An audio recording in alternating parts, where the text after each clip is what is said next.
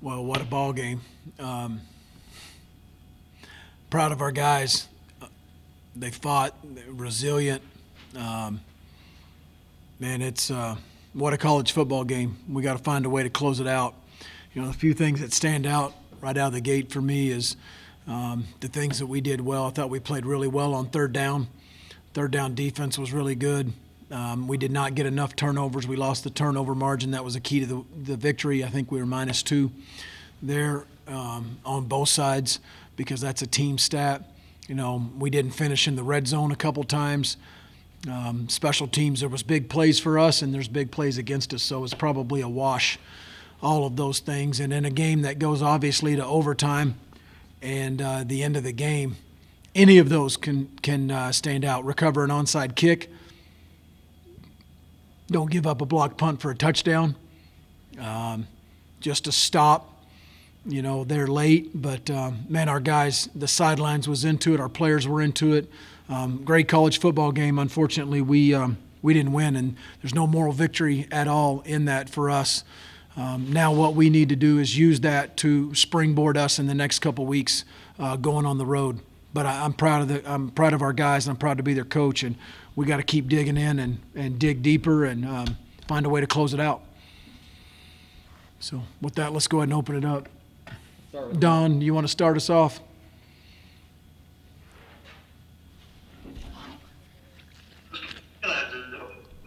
After school, a touchdown to go up 56-41. It looked like a boots or sky kickoff. Was that to avoid putting it in Jameson's hands, or what was the thought process there? Absolutely. Yep, we just mishit it, Don. You prefer a deep kickoff or a shorter sky kickoff? That was a sky kick. We mishit it. But you wanted to avoid having Jameson get. You wanted to keep it away from Jameson. Is that correct? Yes. It was a sky kick. The kid just mishit it, Don. Right. Right. Go to Eric Kelly.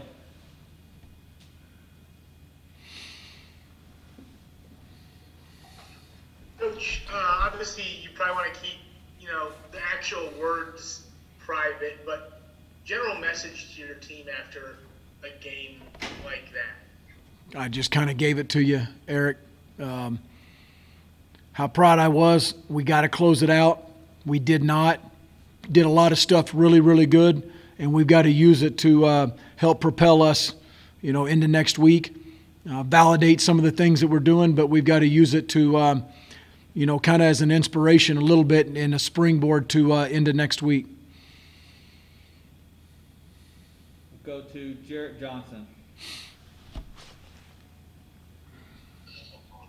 Hey, Coach. Can you hear me? I can. What was the thought process behind calling time out there at the end of regulation with 9 seconds and then punting? I missed it. I missed it. I thought the deal said second down on the deal. It went to third. I missed it. That was my fault. Yeah, there was no plan. That was a dumb call on my part. I just didn't see the down marker the right way. I didn't. I thought I saw second down. It was third. That was my fault. Go to Sam Kahn. And Matt, on the onside kick they recovered, is that just a great kick on their player's part, or was there anything that you guys could have done differently in your opinion? Recovered it. We just went off our hands. Go back to Eric Kelly. Obviously, defense was probably pretty gassed at the end of that game, but for the majority of that fourth quarter and into that third quarter too, they showed a lot of heart. What really made you happy about what you saw in your defense, especially in that second half? Got some TFLs, Eric. There was a good stretch right there, middle of the third to the middle of the fourth, somewhere in there. Several series in a row, and our offense was able to gain momentum. But we got some TFLs and got them in second and long, and then we played really good on third down. Third down defense. The crowd got into it and helped us, and we got off the field on third down. That was a big key. 5 out of 16. Excellent job by our defense in third downs today. I think that was the biggest key. Go back to Jarrett Johnson.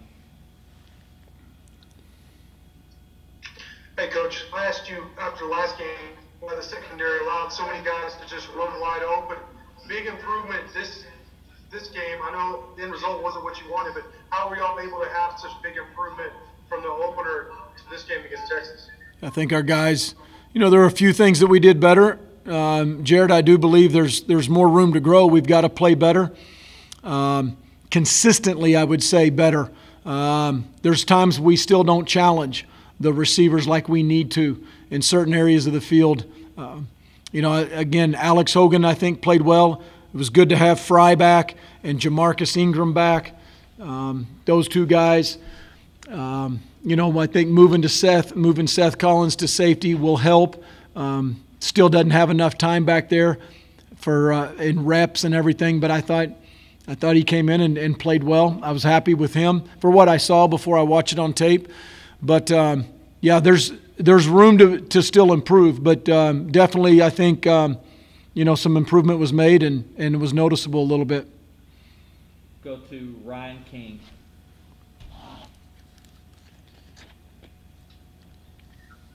Hey, Coach, you mentioned that the team fought back, obviously, down there early, scoring 35 in the second half.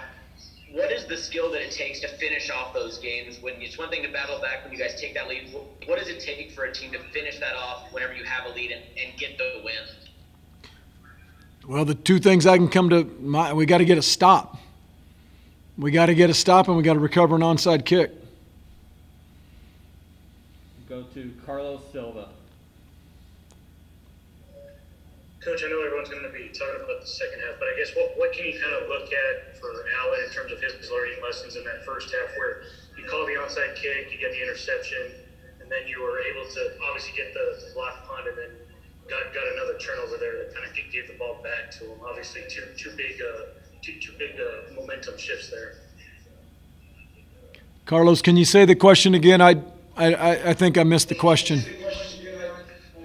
Just what can Allen learn from the mistakes he made today where you get the onside kick and you do the interception and then after that you had the block punt and you weren't able to capitalize on that?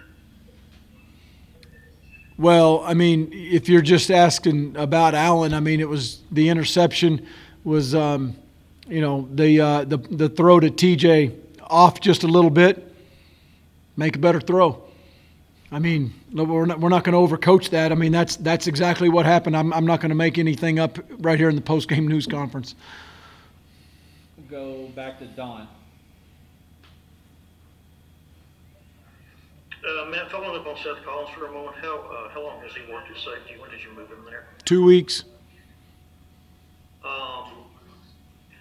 Did you think Tyree Wilson brought to your pass rush today? I think Tyree was a bright spot today, Don. I think Colin Schooler was a bright spot. Jacob Morgenstern played very well. I saw him flash. Rico spilled his guts, played well, and he always does. Schooler is another really good addition. I think those guys were all bright spots for us, kind of the new guys. Go to Ryan King.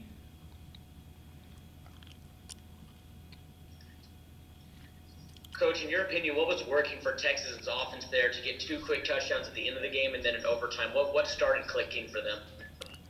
Well, we let some seam routes run wide, smoking open. That usually jump starts a 2-minute drill. And then Ellinger, QB draw, was hurting us most of the night. We got to get off blocks and be able to defend that. But that's how that thing got started there late. All right, and we'll finish with Eric Kelly and then Don Williams.